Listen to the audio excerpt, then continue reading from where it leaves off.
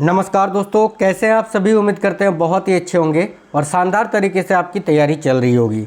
साथियों, आज के इस वीडियो में आरआरबी ग्रुप डी एग्ज़ाम 2026 के लिए टॉप 100 एक्सपेक्टेड क्वेश्चंस देखेंगे। देखिए, जिनका पेपर अभी साथियों 12, 13, 14, 17, 18, 19, 20 से 25 अगस्त तक है, उन साथियों के लिए top 100 current affairs plus science के क्वेश्चंस लेकर आए हैं, जिसमें पहले 50 क्वेश्चंस करेंट अफेयर्स के देखेंगे और 50 क्वेश्चन साइंस के वही क्वेश्चंस आपको करवाएंगे जहां से रेलवे क्वेश्चंस पूछ रहा है। तो क्लास बहुत ही इंपॉर्टेंट होने वाला है, आपको कंप्लीट देख लेना है। देखिए, आप लोग इस वीडियो के नीचे कमेंट बॉक्स में ज़रूर बता दीजिए आपका पेपर कब और किस शिफ्ट में है। तो चलिए फिर शुरू करते हैं साथियों, देखते हैं क्वेश्चंस। पहला क्वेश्चन है, मई 2026 के औद्योगिक उत्पादन सूचकांक यानी IIP के अनुसार भारत का औद्योगिक उत्पादन 5.1% बढ़ा। निम्नलिखित में से किस क्षेत्र में सर्वाधिक वृद्धि दर्ज की गई है।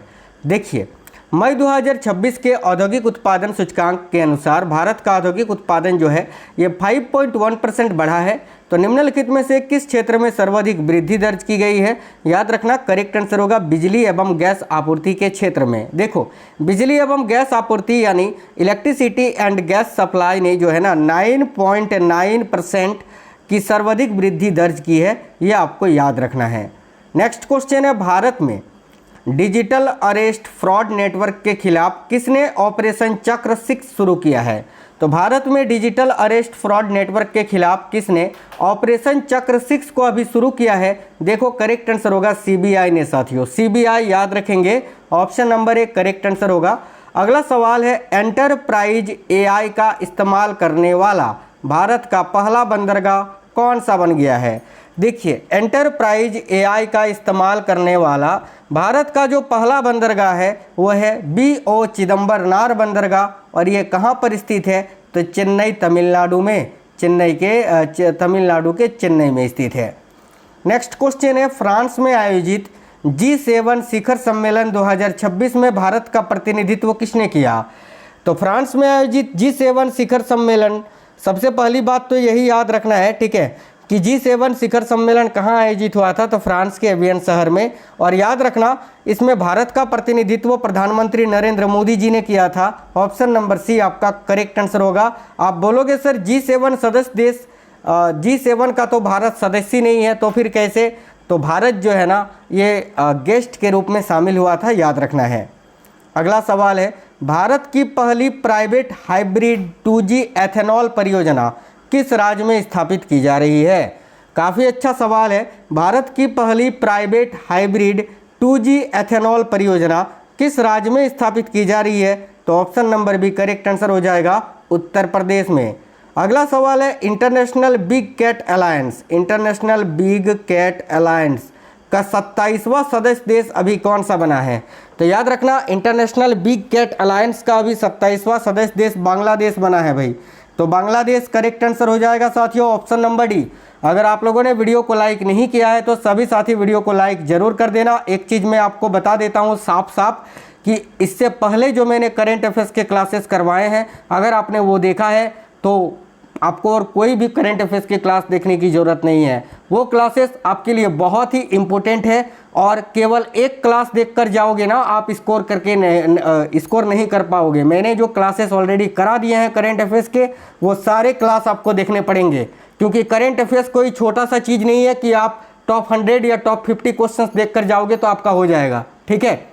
इसीलिए मैं कड़वे शब्द में बोल रहा हूँ कि एक क्लास देखने से आप स्कोर नहीं कर पाओगे।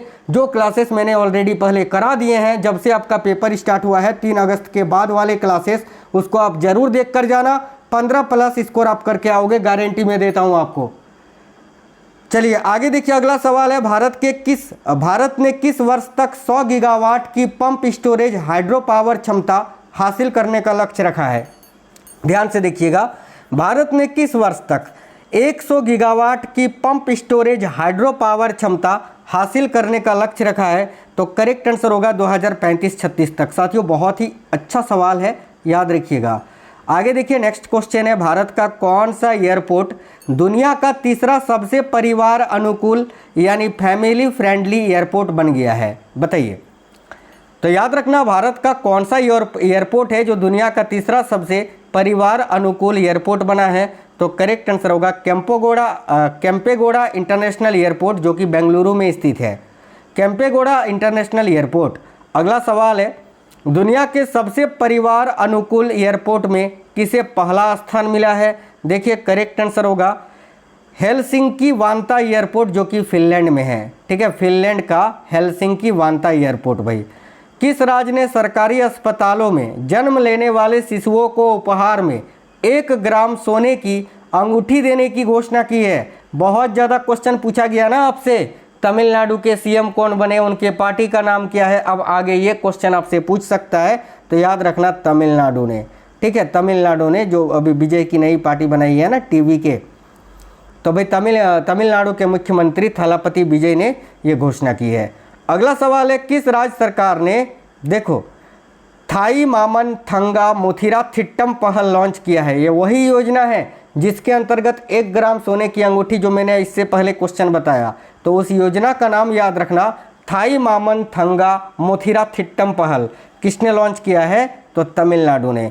अगला सवाल है, यूके की संसद में किस भारतीय को ग्लोबल प्रेस्टीज अवार्ड 2026 से सम्मानित किया गया? तो यूके की संसद में किस भारतीय को अभी ग्लोबल प्रेस्टीज अवार्ड 2026 से सम्मानित किया गया है? देखो करेक्ट आएगा हर्षवर्धन जी को, हर्षवर्धन करेक्ट आंसर होगा। भारत के पहले उच्च ऊंचाई वाले फ्लोरिकल्चर पार्क का शुभारंभ कहाँ किया गया? देखिएगा, भारत के पहले उच्च ऊंचाई वाले फ्लोरिकल्चर पार्क का शुभारंभ अभी लद्दाख में किया गया है साथियों। लद्दाख आपका करेक्ट आंसर होगा। भारत की पहली प्राइवेट सोने की खदान स्वर्णगिरी या फिर जोनानागिरी गोल्ड खदान के नाम से इसको जाना जाता है, इसका उद्घाटन कहाँ किया गया है?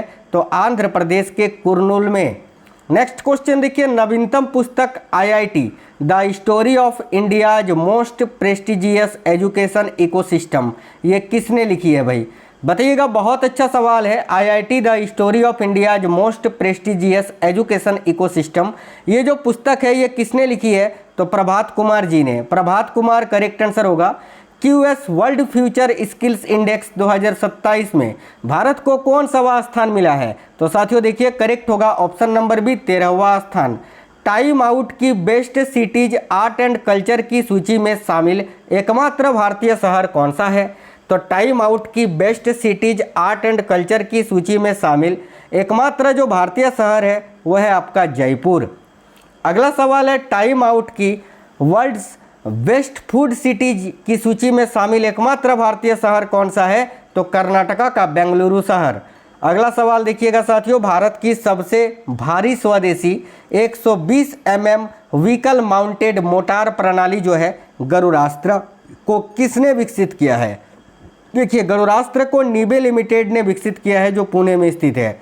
अगला सवाल है, मुंबई अंतर्राष्ट्रीय फिल्म महोत्सव 2026 में किस फिल्म को गोल्डन कॉन्च अवार्ड से सम्मानित किया गया है? तो अंतर्राष्ट्रीय देखिए मुंबई अंतर्राष्ट्रीय फिल्म महोत्सव 2026 में किस फिल्म को गोल्डन कॉन्च अवार्ड से सम्मानित किया गया है? तो करेक्ट आंसर होगा सिल्वर मूवी को भाई, silver movie option number A. निर्भय चेतना कार्यक्रम हाल ही में किसके द्वारा शुरू किया गया है? तो देखिए करेक्ट होगा केंद्रीय पंचायती राज मंत्रालय के द्वारा। निर्भय चेतना कार्यक्रम हाल ही में किसके द्वारा शुरू किया गया है? तो केंद्रीय पंचायती राज मंत्रालय के द्वारा। नेक्स्ट है, राष्ट्रपति द्रौपदी मुर्मू ने क्रिकेटर रोहित शर्मा को 2026 में किस नागरिक पुरस्कार से सम्मानित किया है? बहुत ही इंपॉर्टेंट सवाल है। करेक्ट आंसर होगा पद्मश्री से। और एक क्रिकेटर कौन थी, महिला क्रिकेटर जिनको पद्मश्री मिला है 2026 में? तो याद रखना हरमनप्रीत कौर। देखिए मशहूर सिंगर अलका याग्निक को राष्ट्रपति द्रौपदी मुर्मू ने 2026 में किस नागरिक पुरस्कार से सम्मानित किया है? तो पद्म भूषण से। Padma Bhushan option number B correct होगा।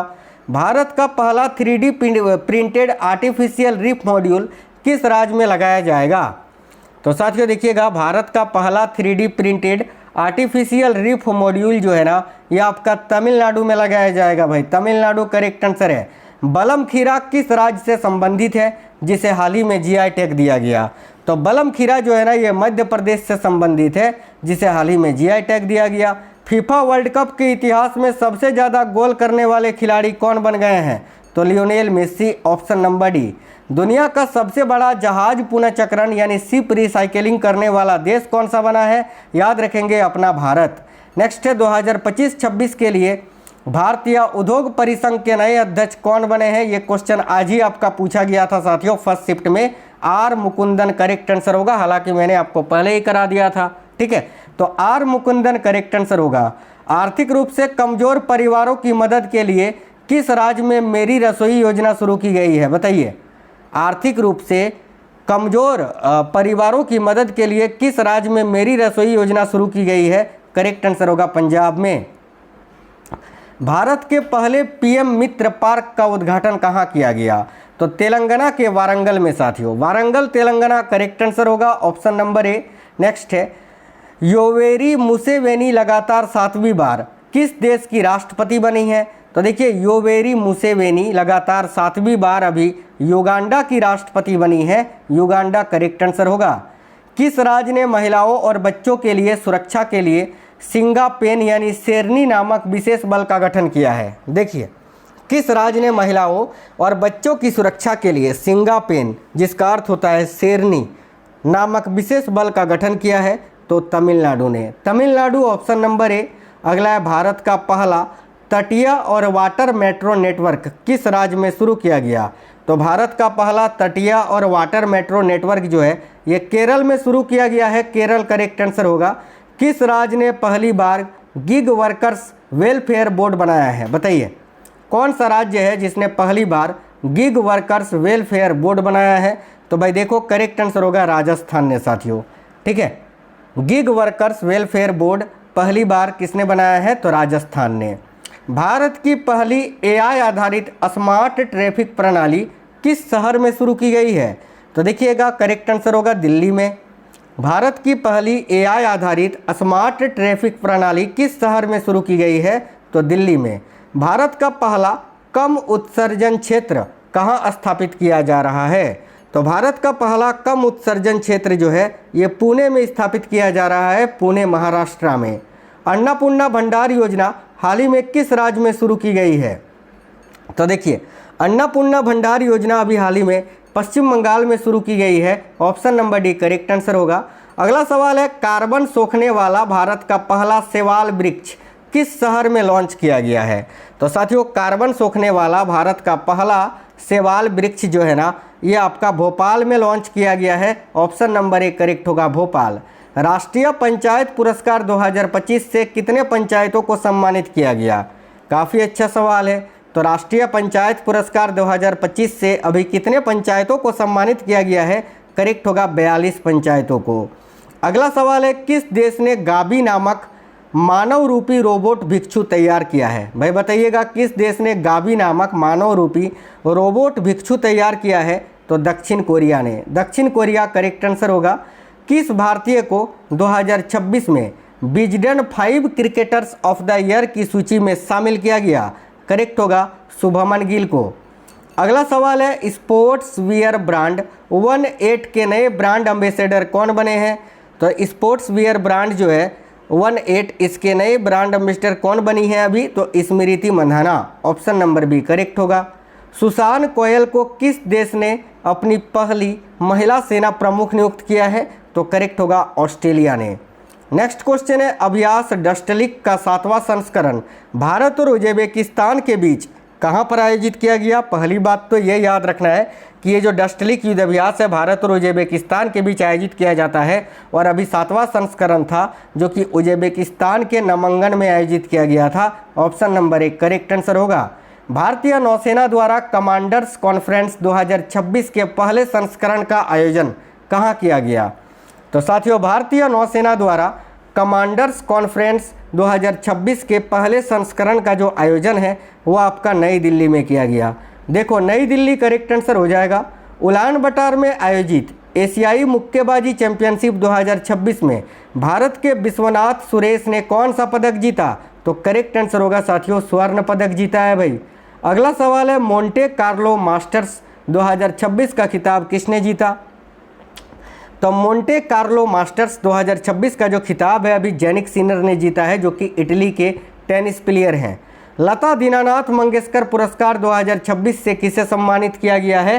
तो करेक्ट आंसर होगा कैलाश सत्यार्थी जी को। अगला सवाल है, मशहूर गायिका आशा भोसले का अप्रैल 2026 में किस स्थान पर निधन हो गया? तो करेक्ट आंसर होगा मुंबई में। नेक्स्ट क्वेश्चन है निज़ार अमीदी किस देश के नए राष्ट्रपति बने हैं? तो निज़ार अमीदी अभी इराक के नए राष्ट्रपति बनाए गए हैं। ऑप्शन नंबर ए आपका करेक्ट आंसर हो जाएगा। आगे देखिए अगला सवाल, अब साइंस के क्वेश्चंस देख लेते हैं।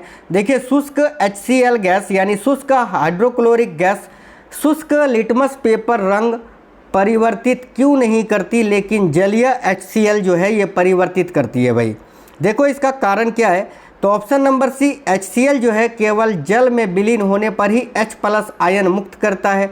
ऑप्शन नंबर सी आपका करेक्ट आंसर होगा। मनुष्यों में माता पिता में, देखो मनुष्यों में माता पिता में से कौन बच्चे का लिंग निर्धारित करता है? तो करेक्ट आएगा पिता के क्रोमोसोम से। अगला सवाल देखिए नेक्स्ट है, धातुओं के निष्कर्षण के संबंध में निम्नलिखित में से कौन सा कथन सही है भाई? चलिए बताइएगा, धातुओं के निष्कर्षण के संबंध में कौन सा कथन सही है? ए में लिखा है उच्च अभिक्रियाशीलता श्रेणी के धातुओं को पिघले हुए अयस्क के विद्युत अपघटन द्वारा निष्कर्षित किया जाता है। बिल्कुल सही बात है भाई। बी में लिखा गया है मध्यम अभिक्रियाशीलता श्रेणी की धातुएं प्रकृति में सल्फाइड और कार्बोनेट के रूप में पाई जाती है। बिल्कुल ये भी बात सही है। सी में लिखा है ऑक्साइड की तुलना में सल्फाइड से धातु निष्कर्षित करना आसान होता है। गलत बात है। तो ऑप्शन नंबर ए करेक्ट होगा, ए और बी सही है। चलिए नेक्स्ट क्वेश्चन देखिए, निम्नलिखित में से कौन सा सिद्धांत पर्यावरण पर दबाव को कम करने और संधारणीय जीवन को बढ़ावा देता है? बताइए निम्नलिखित में से कौन सा सिद्धांत है जो पर्यावरण पर दबाव को कम करने और संधारणीय जीवन को बढ़ावा देता है? देखिए करेक्ट आंसर हो जाएगा ऑप्शन नंबर डी, कम उपयोग, पुनः उपयोग और पुनःचक्रण। ठीक है, याद रखना जो 3R फॉर्मूला आपका होता है।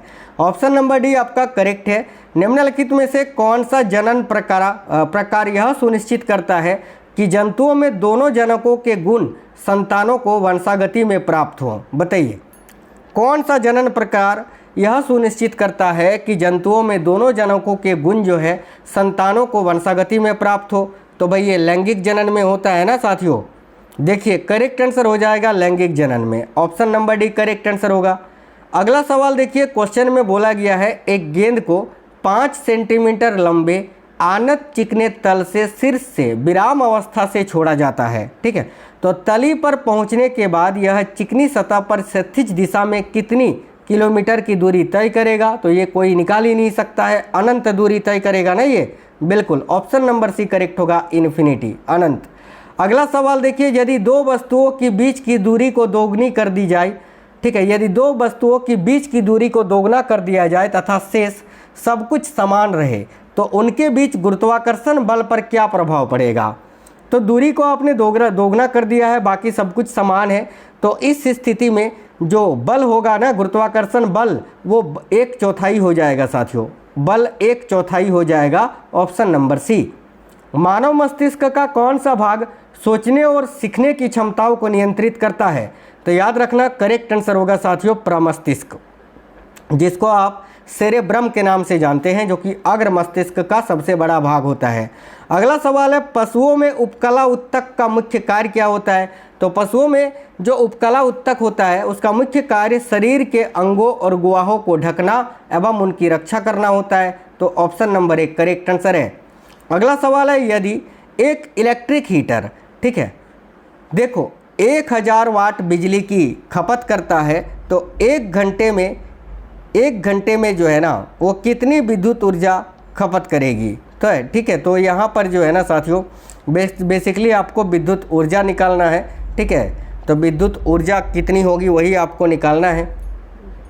तो देखिएगा यहाँ पर जो है ना ये 1000 वाट है, तो इसको किलोवाट में बदलोगे तो 1 किलोवाट आपका हो जाएगा, और टाइम 1 घंटा दिया हुआ है तो इसको 1 घंटे से जब मल्टीपल करोगे तो जो आपका ऊर्जा है ना वो निकल के आएगा 1 किलोवाट। तो 1 किलोवाट प्रति घंटा ही इस क्वेश्चन का करेक्ट आंसर हो जाएगा। अगला सवाल है, किसी पिंड पर कार्यरत नियत बल द्वारा किए गए कार्य के संबंध में कौन सा कथन सही है? तो किसी पिंड पर कार्यरत नियत बल के द्वारा किए गए कार्य के संबंध में पूछा है। ठीक है, देखिए ए में लिखा है बल द्वारा किया गया कार्य कभी भी शून्य नहीं हो सकता है, गलत बात है। ठीक है, 2 में लिखा है यदि बल और विस्थापन की दिशा समान है तो कार्य धनात्मक होगा। बिल्कुल ये सही बात है। और कार्य का मात्रक जूल होता है, ये भी सही है। तो 2 और 3 सही है। तो ऑप्शन नंबर डी करेक्ट होगा, 2 और 3 दोनों ही सही है। निम्नलिखित में से कौन सा प्रतीक है, सही पूछा था ना, हाँ। देखो निम्नलिखित में से कौन सा प्रतीक है जो रियो स्टेट को निरूपित करता है। साथियों रियो स्टेट को किस प्रकार से आप निरूपित करते हैं, इस प्रकार से रेजिस्टेंस के ऊपर इस प्रकार का एक एरो, ठीक है। तो देखो एक टेढ़ी मेढ़ी रेखा जिस पर एक तीर बना हो, ऑप्शन नंबर बी आपका करेक्ट आंसर होगा। एल्केन वाली प्रतिस्थापन अभिक्रिया में एल्केन अणु के हाइड्रोजन परमाणुओं का क्या होता है। आज भी आपसे ये प्रतिस्थापन योगात्मक अभिक्रिया से क्वेश्चन पूछा गया था फर्स्ट शिफ्ट में, ठीक है। तो एल्केन वाली प्रतिस्थापन अभिक्रिया में एल्केन अणु के हाइड्रोजन परमाणुओं का क्या होता है भाई। देखो करेक्ट आंसर होगा, उन्हें अन्य परमाणुओं या परमाणुओं के समूह द्वारा प्रतिस्थापित कर दिया जाता है। तो option number B correct answer हो जाएगा। आगे देखिए, जब वस्तु को 40 सेंटीमीटर, देखो जब वस्तु को दर्पण से 40 सेंटीमीटर की दूरी पर रखा जाता है, ठीक है, दूरी पर रखा जाता है, यानी यू का मान आपको दे के रखा है और यू का मान आपको हमेशा नेगेटिव में लेना है, -40 सेंटीमीटर, ठीक है। तब उत्तल दर्पण से 30 सेंटीमीटर की दूरी पर प्रतिबिंब बनता है, यानी भी का मान जो है ना यहाँ पर आपको 30 सेंटीमीटर दे के रखा है। तो दर्पण द्वारा उत्पन्न आवर्धन कितना होगा साथियों, मैग्निफिकेशन क्या होता है भाई दर्पण में, -v/u, ठीक है, यही होता है -v/u। तो यहाँ पर v का मान 30 है तो हम -30 लेंगे और u का मान जो है यहाँ -40 है तो -40 लेंगे। बेसिकली इसको जब हम सॉल्व करेंगे तो प्लस में आपका मान आएगा 3/4। तो ऑप्शन नंबर डी इस क्वेश्चन का करेक्ट आंसर होगा। देखो ध्वनि तरंग की प्रबलता और मृदुता के संबंध में कौन सा कथन सही है, बहुत ही अच्छा सवाल है। ए में लिखा है प्रबल ध्वनि का आयाम मृदु ध्वनि की तुलना में कम होता है। कौन सा कथन सही है, प्रबल ध्वनि का आयाम मृदु ध्वनि की तुलना में जो है ना ये आपका कम होता है, गलत बात है। प्रबल ध्वनि में अधिक ऊर्जा होती है, बिल्कुल सही बात है। ध्वनि की प्रबलता कान की संवेदनशीलता की माप है, बिल्कुल ये भी सही है, यानी 2 और 3 सही है। तो ऑप्शन नंबर ए आपका करेक्ट आंसर होगा।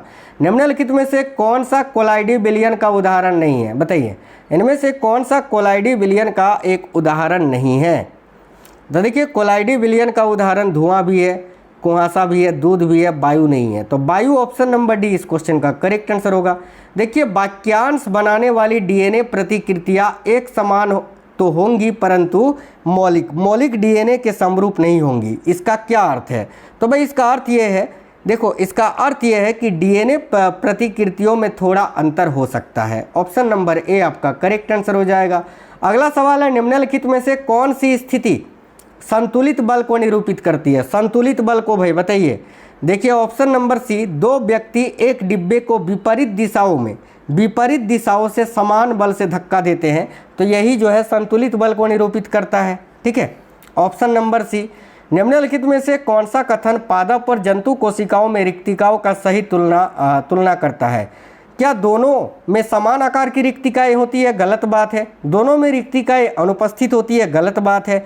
जंतु कोशिकाओं में बड़ी रिक्तिका होती है, गलत बात है। डी में लिखा है पादप कोशिकाओं में बड़ी तथा जंतु कोशिकाओं में छोटी रिक्तिकाएं होती है, बिल्कुल ये सही है, ऑप्शन नंबर डी करेक्ट होगा। देखिए चिकित्सक हमारी नाड़ी स्पंदन इनमें से किस नामक उपकरण की सहायता से अनुभव करते हैं, तो याद रखना स्टेथोस्कोप से। ऑप्शन नंबर 1 करेक्ट आंसर होगा। जब प्रकाश की एक समानांतर किरण उत्तल लेंस से होकर गुजरती है तो अपवर्तन के बाद यह किस प्रकार जाती है, तो देखो मुख्य अक्ष पर एक बिंदु पर अभिसारित होती है साथियों। ऑप्शन नंबर डी आपका करेक्ट आंसर हो जाएगा, ठीक है। आगे देखिए निम्नलिखित में से कौन सा गुणधर्म यौगिकों से संबंधित नहीं है। कौन सा गुणधर्म यौगिकों से संबंधित नहीं है। ए में लिखा है प्रत्येक नए पदार्थ का संगठन सदैव स्थिर रहता है, ये तो संबंधित है। सी में लिखा है तत्व अभिक्रिया करके नए यौगिक बनाते हैं, बिल्कुल। नए पदार्थ के गुणधर्म बिल्कुल भिन्न होते हैं, बिल्कुल। बी आपका गलत है कि घटकों को भौतिक विधियों द्वारा आसानी से पृथक किया जा सकता है, यानी यौगिकों को आप भौतिक विधियों के द्वारा अलग कर सकते हो क्या, नहीं। ऑप्शन नंबर बी गलत है, यही आपका आंसर होगा। एल्युमिनियम एनोडीकरण का प्राथमिक उद्देश्य क्या है, तो देखिए एल्युमिनियम एनोडीकरण का प्राथमिक उद्देश्य होता है संक्षारण प्रतिरोध और दिखावट बढ़ाना। Option number A. अगला सवाल है परमाणुओं के आकार के संबंध में कौन सा कथन सही है। देखिए बी में लिखा परमाणुओं का आकार नैनोमीटर की रेंज में होता है। बिल्कुल सही है, ऑप्शन नंबर बी करेक्ट होगा। सहसंयोजक बंध किसके द्वारा बनाए जाते हैं? तो देखिए सहसंयोजक बंध जो है ना, ये इलेक्ट्रॉन के साझाकरण से या साझेदारी से बनता है। ऑप्शन नंबर सी करेक्ट होगा। लिटमस पेपर के अलावा निम्नलिखित में से किस सूचक का उपयोग विलयनों की प्रकृति का परीक्षण करने के लिए किया जाता है? तो देखिए करेक्ट आएगा हल्दी और लाल पत्ता गोभी के रस का भाई। Option number B correct answer होगा। निम्नलिखित में से कौन सा कोलाइडल विलयन का लक्षण है? देखिए कोलाइडल विलयन के लक्षण कौन सा है? तो ऑप्शन नंबर सी कण प्रकाश की किरण को प्रकर्णित कर देते हैं भाई। बिल्कुल करेक्ट आंसर हो जाएगा ऑप्शन नंबर सी। एक धारावाही सीधे चालक को एक समान चुंबकीय क्षेत्र के समांतर रखा गया है, तो चालक पर लगने वाला बल कैसा होगा?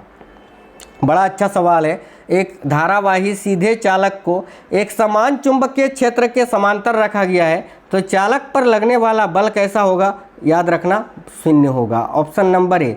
किसी पुष्प के मादा जनन भाग के शीर्ष भाग को क्या कहा जाता है? तो किसी भी पुष्प के मादा जनन भाग का जो शीर्ष भाग होता है उसको वर्तिका यानी स्टाइल कहा जाता है, याद रखना।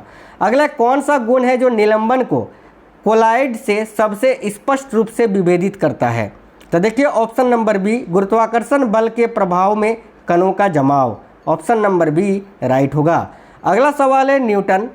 देखो न्यूटन बल का एसआई मात्रक है, तो निम्नलिखित में से कौन सा विकल्प एक न्यूटन को मूल एसआई मात्रक को यानी किलोग्राम मीटर और सेकंड के रूप में व्यक्त करता है?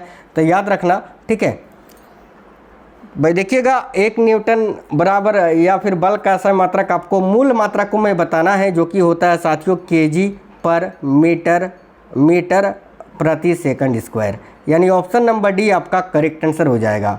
अगला सवाल है जब आप किसी वृक्ष को हिलाते हैं तो फल किसके कारण गिरते हैं? देखो करेक्ट आंसर होगा साथियों केवल गुरुत्व के कारण। ऑप्शन नंबर सी करेक्ट आएगा विराम, ठीक है। एक सेकंड विराम के जड़त्व के कारण ना, क्योंकि वो विराम अवस्था में रहना चाहता है। केवल गुरुत्व कैसे होगा? ऑप्शन नंबर बी करेक्ट होगा। जब आप किसी वृक्ष को हिलाते हैं तो फल जो है ना गुरुत्व और विराम के जड़त्व के कारण गिरता है, क्योंकि फल जो है विराम में रहना चाहता है, आप उसको गति देकर हिला रहे हो, ठीक है। तो गुरुत्व और विराम के जड़त्व के कारण option number B correct answer होगा। बी करेक्ट आंसर है। यहाँ पर ये ABC इस पर आपको ध्यान नहीं देना है, जो मैं आपको बता रहा हूँ उस पर ध्यान दीजिए। देखिए चेहरे की त्वचा मुख्य रूप से किस उपकला उत्तक से बनी होती है? बताइए आपकी चेहरे की त्वचा में किस प्रकार का उपकला उत्तक पाया जाता है भाई? तो सल्की यानी देखिए स्क्वैमस उपकला उत्तक आप जिसको बोलते हैं, सल्की उपकला उत्तक। ऑप्शन नंबर सी करेक्ट होगा। दाहिने हाथ के अंगूठे के नियम के अनुसार यदि अंगूठा जो है धारा की दिशा में इंगित करता है तो उंगलियां यानी मुड़ी हुई उंगलियां किस ओर दर्शाती है भाई? तो करेक्ट आंसर होगा चुंबकीय क्षेत्र रेखाओं की दिशा को। Option number B correct answer होगा। निम्नलिखित में से कौन सा रासायनिक परिवर्तन है? तो पेट्रोल का दहन। Option number A. आगे देखिए दूध के नमूने की शुद्धता निर्धारित करने के लिए निम्नलिखित में से किस यंत्र का उपयोग किया जाता है? तो करेक्ट आएगा लैक्टोमीटर का। ये सारे सवाल 2025-26 में ग्रुप डी के पेपर में पूछे गए सवाल हैं, ध्यान से देखिए। विद्युत अपघटनी शोधन में अशुद्ध धातु का उपयोग निम्नलिखित में से किसके रूप में किया जाता है? तो विद्युत अपघटनी शोधन में अशुद्ध धातु का उपयोग जो है एनोड में किया जाता है ना। देखो करेक्ट आएगा एनोड में भाई। ऑप्शन नंबर ए करेक्ट होगा।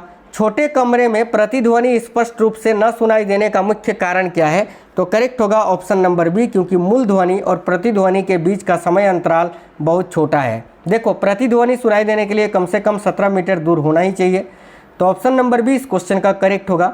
अगला सवाल है 500 ग्राम। देखिए 500 ग्राम द्रव्यमान एक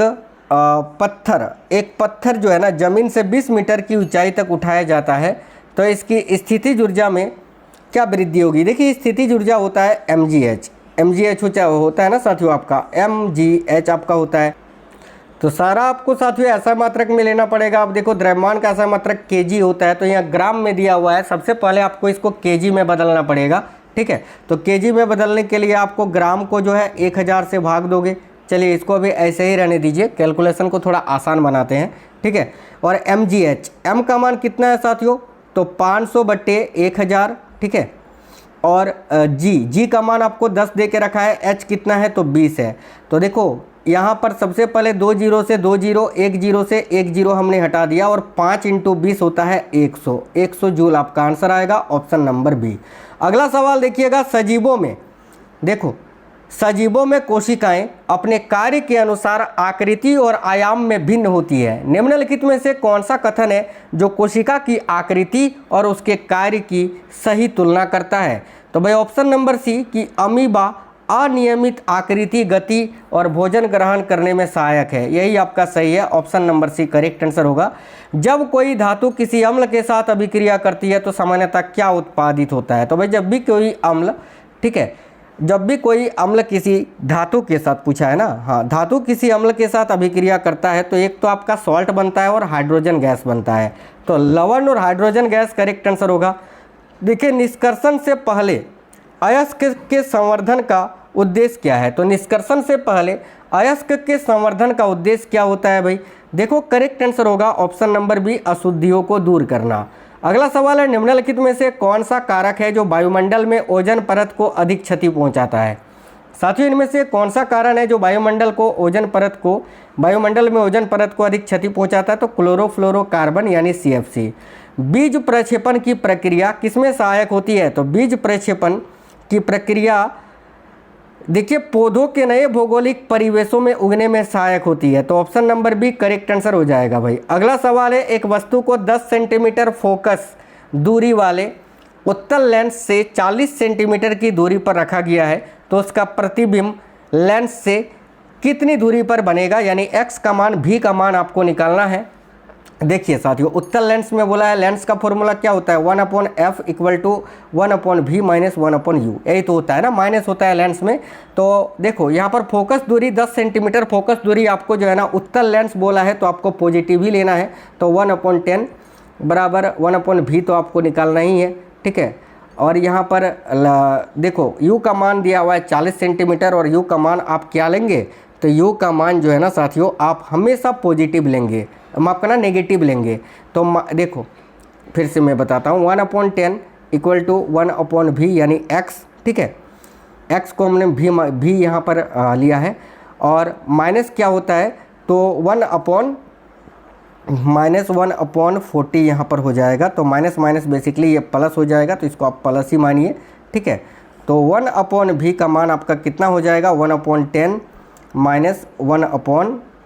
- देखो 1/40, यही तो होगा ना। जब इसको आप सॉल्व करोगे ना साथियों, तो देखिए 40 + 40/3, 40/3 इस क्वेश्चन का आंसर आपका निकल के आएगा, ठीक है। आगे देखते हैं, नेक्स्ट क्वेश्चन की ओर बढ़ते हैं। तो देखिए अगला सवाल जो है आपका, कौन सा कथन घ्राण सूचक का सबसे अच्छा वर्णन करता है? तो भाई देखो, एक ठोस जो अम्ल और क्षार दोनों में घुल जाता है, ऑप्शन नंबर 1 करेक्ट आंसर होगा। वह घटना, ठीक है, एक सेकंड नहीं, ये नहीं होगा। कौन सा जो है ना घ्राण सूचक का सबसे अच्छा वर्णन करता है? तो एक पदार्थ जो अम्ल और क्षार में गंध में बदलता है, ठीक है, गंध देता है, बिल्कुल बी करेक्ट आंसर होगा। देखिए वह घटना जिसमें पादपों के विभिन्न भाग जैसे कि जड़, तना और पत्तियां उपयुक्त परिस्थितियों में नए पादपों में विकसित होते हैं, क्या कहलाती है? तो इसी को कायिक प्रबंधन कहते हैं भाई। अगला सवाल है, एक गोलीय दर्पण का उपयोग करके आभासी, सीधा और बड़ा प्रतिबिंब प्राप्त करने के लिए वस्तु को कहाँ पर रखा जाना चाहिए? तो करेक्ट होगा अवतल दर्पण में। देखिए अवतल दर्पण के ध्रुव P और मुख्य फोकस के बीच, option number B correct answer है।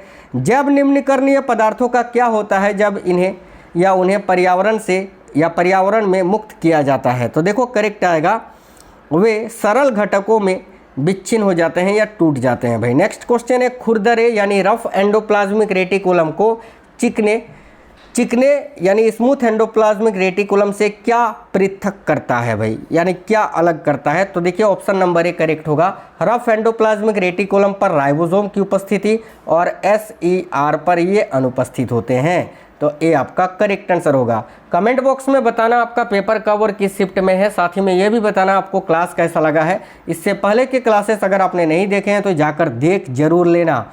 साथियों वीडियो को लाइक जरूर करिएगा, दोस्तों के साथ शेयर करना। मिलेंगे आपसे नेक्स्ट वीडियो में। जय हिंद, वंदे मातरम।